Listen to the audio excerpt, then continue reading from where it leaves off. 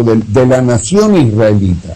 Nosotros no tenemos que pagarle impuestos a nadie, en absoluto. Tenemos que pagar impuestos al rey, a los gobiernos, claro, impuestos sobre la renta, a todos los gobiernos. A ellos sí tenemos que pagarle, porque dice que no podemos deberle a nadie nada. Es verdad, pero digo, en cuanto a Dios, en cuanto a nuestra relación, no es una relación teocrática que tenemos de un rey con unos súbditos. Nosotros somos hijos de Dios, y los hijos no pagamos impuestos, no estamos sujetos a impuestos, porque somos de Dios y somos coherederos con Cristo. Entonces tenemos todas las cosas, son nuestras. Entonces, lo que hace el diezmo es separarnos, es alejarnos, es esencialmente decir lo que no somos. Hace un daño terrible eso, y es muy importante que el oyente se dé cuenta de esto. Entonces, sinceramente, no sé cuándo terminarlo, no sé. Bien, Carlos, vamos a hacer lo siguiente para poder equilibrar esto y darle una buena información a la gente. Recuerdo hace muchísimos años, Carlos, ya son 28 años haciendo radio, pero tengo muy presente lo que una vez me decía un profesor, ¿no? Que decía, hay que tener mucho cuidado con las cosas que uno expone o lo que uno dice, sobre todo cuando se está dando una enseñanza, cuando das una conferencia, cuando estás detrás del púlpito, porque la gente va a recordar solo lo que quiere recordar, la mente selectiva. Y yo decía, pero cuando yo trato este tema, yo digo esto, pero también digo aquello, de manera que no se puede usar como excusa, porque yo aclaré. Y él me decía, te repito, la gente solamente va a tomar lo que le interesa. La gente escucha lo que quiere escuchar. De lo demás es como si hiciera un clic y la mente se desenchufa. Y entonces aprendí que uno tiene que ser muy claro en las cosas que dice y enfatizarlas, y añadiendo que se hace claridad sobre algo y adelantarse a lo que la persona pueda pensar de. Uno dice algo, pero uno luego tiene que pensar, ¿cómo lo va a tomar la persona esto que yo dije? Porque ya lo voy a decir, o ya lo dije, pero ahora viene, ¿cómo puede ser tomado? Entonces uno se adelanta a las posibles interpretaciones, y de ahí que uno muchas veces, cuando uno dice A, uno tiene que entrar a definir lo que no quiere decir A. Entonces a veces una buena forma de decir lo que quiere decir es explicar lo que no quiere decir. Entonces, no sé si enredé esto, pero lo voy a sintetizar de esta manera. Uno tiene que adelantarse a lo que la gente pueda entender mal. Yo digo algo y lo digo bien, pero puede entenderse mal, entonces me adelanto a esas consecuencias y aclaro, porque la gente va a escuchar lo que quiere escuchar, entiende lo que quiere entender y se va a quedar con lo que le gustó y desechar con lo que no le gustó. Entonces, cuando uno quiere dejar algo muy claro, debe adelantarse a lo que la gente pudiera pensar erróneamente. Entonces, una buena forma de aclarar algo es decir lo que uno dice y luego decir lo que no está diciendo. Entonces, para este caso, vamos a decir lo siguiente: la tesis de Carlo Fuchan, si lo estamos escuchando en una universidad, tal vez viene otro teólogo y va a opinar diferente a Carlos, pero la posición de Carlos, los diezmos son de la ley. Listo, ya no es una obligación, ahora somos hijos. Él sienta su precedente. ¿Qué es lo que no está diciendo Carlos? Para que luego la gente no vaya a malinterpretar. Ya no tenemos que dar para la obra de Dios, eso nunca lo ha dicho. Ya no hay que ser generosos, eso nunca lo ha dicho. Entonces ya no voy a dar en la iglesia, eso nunca lo ha dicho. Y quiero volver y repetir esto. Ha sido todo lo contrario. Nos ha dicho que ahora tenemos que dar mucho más, que ahora le debemos a Dios no solamente lo que tenemos, porque el diezmo, sí, le doy un pedacito, un pedazo, una pequeña porción de lo que yo tengo. Ahora en la gracia no le damos una pequeña porción. Él es el dueño de todo. Inclusive nos damos a nosotros mismos, nuestra vida la entregamos. El mismo caso de Carlo Fuchan, yo lo dije en días anteriores, es muy elocuente. Él ha dado todo su patrimonio a la obra de Dios. Él no tiene vergüenza en reconocerlo, y su familia ha estado de acuerdo en que la herencia que le van a quedar a sus 2 hijas y a sus nietos no es mayor cosa, porque toda la herencia, cuando le pregunten los nietos a su mamá Elizabeth, por ejemplo, ¿qué nos dejó el abuelo Foucham? Va a decir toda esta obra que hizo para el Señor, traducción de la Biblia, distribución de la 4ª edición, esto y aquello, el tiempo que dedicó a enseñar a través de la radio.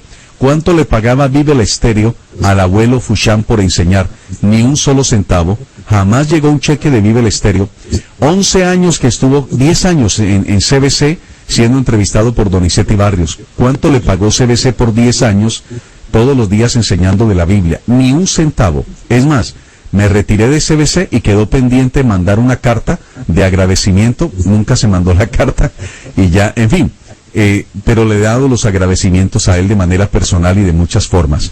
De manera que hay que aclarar esto. Él no está diciendo eso. De ninguna manera nadie vaya a tomar esto como excusa o para tacañería, o que alguna vez algún pastor me tenga que decir en una carta, señor Donizetti Barrios, gerente Vive el Estéreo, le estoy escribiendo esta nota porque a raíz de que algunos miembros de mi iglesia están escuchando su emisora, los ingresos en la iglesia se bajaron sustancialmente, hemos tenido que despedir a la mitad del personal y muchas obras sociales que adelantábamos ya no las estamos adelantando.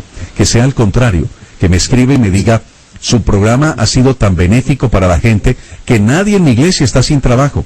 La gente da con alegría, da con generosidad, ya no hay que estarles forzando, han entendido que esto es algo de la gracia y no de la ley, y ahora más bien hemos podido adelantar muchas campañas. Muchos niños están desayunando gratis en los comedores infantiles porque la gente está dando con alegría, y fruto de esto ha venido una bonanza sobre nuestra congregación y la gente tiene trabajo, está prosperando y le está yendo bien.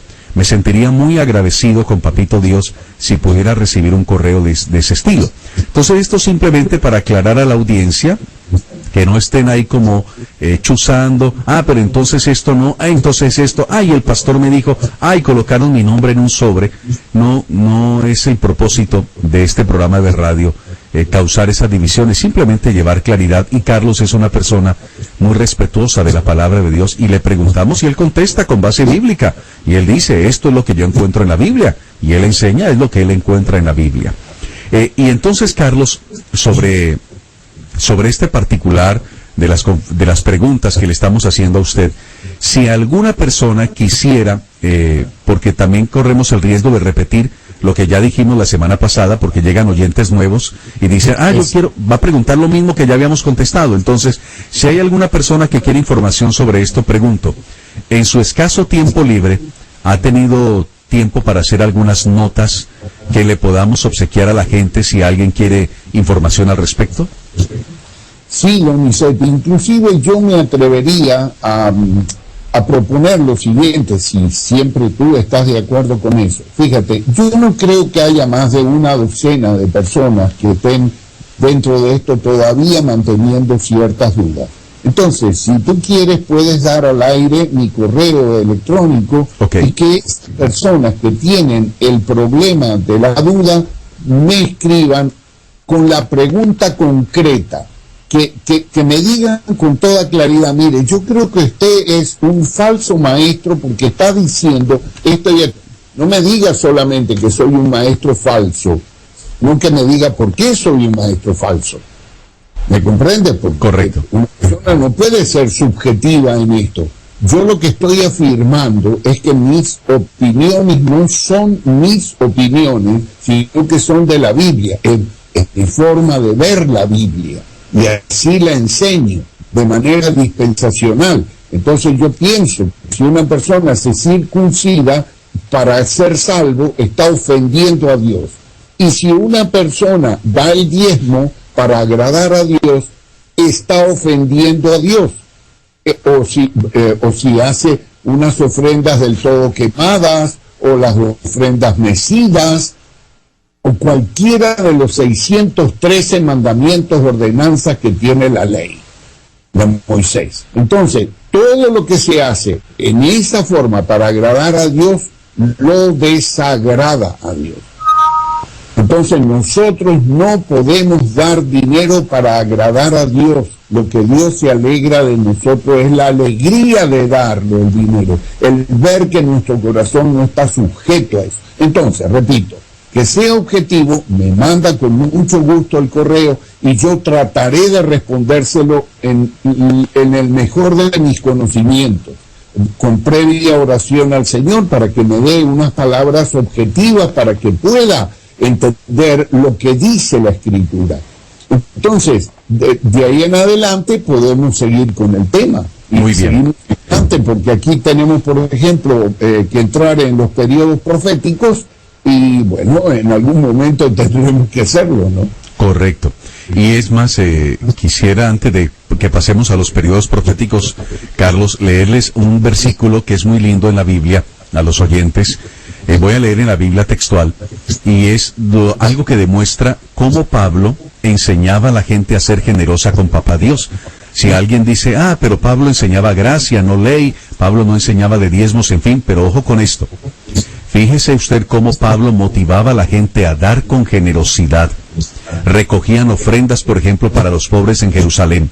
Y la gente, discípula de Pablo, aprendió a ser tan generosa que Pablo, sin necesidad de pedir, porque él trabajaba haciendo carpas para su autosostenimiento, sin pedirle, la gente le daba. Le voy a demostrar, por ejemplo, en Filipenses capítulo 4, versículo 15, lo siguiente. Y también sabéis vosotros, oh Filipenses, que al comienzo del Evangelio, cuando salí de Macedonia, ninguna iglesia compartió conmigo en cuanto al dar y al recibir, sino solamente vosotros. Y luego dice lo siguiente, porque a una Tesalónica me enviasteis una y otra vez para mis necesidades. Yo les quiero compartir lo siguiente. Normalmente cuando yo he ido a predicar una iglesia, a dar conferencias y he estado un tiempo, han sido muy generosos conmigo, me han bendecido, me han puesto en el avión y chao Donizetti. Y luego nos escribimos y seguimos de amigos. Pero que sigan llegando ofrendas, hasta ahora no lo he visto. Pero en este caso, esta gente, los filipenses, amaban tanto a Pablo que ya se había ido. Y le seguían enviando, digamos hoy en día, giros. Es como si le dijeran, mira Pablo, te consignamos una platica en tu cuenta. Ya puedes ir a un cajero automático con tu tarjeta y retirar unas cositas, unos cariñitos que te consignamos para tus necesidades. ¿Estaba Pablo entonces enseñando a la gente a ser tacaña? No, andaba pidiendo, a nadie le andaba pidiendo el apóstol Pablo, pero la gente aprendía de él el tener ese corazón generoso y el dar con gozo y dar con alegría. ¿Usted quiere ser bendecido? Sigue el consejo del apóstol Pablo. El que siembra escasamente, cosechará escasamente. Siembre con generosidad y coseche generosamente. No le estamos diciendo que tiene que ser ni en la Sociedad Bíblica Iberoamericana, ni tiene que ser en Viva el Estéreo.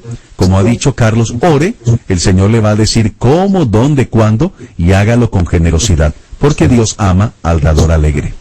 Ahora, Carlos, yo le pregunto algo. Cuando usted dice, vamos a ver los periodos proféticos, ¿hay periodos proféticos en la Biblia? Sí, exactamente. Dentro del análisis o del estudio de las dispensaciones y de los pactos, surgen entonces lo que se llaman los periodos proféticos, que también son 7. Entonces, esto es muy interesante porque se analiza, un periodo profético es distinto a otro. Y en ese sentido, el orden de los libros de la Biblia tiene que ser revisado, porque resulta ser de que el orden profético de los libros no atiende a su cronología de revelación, ni siquiera a su contemporaneidad.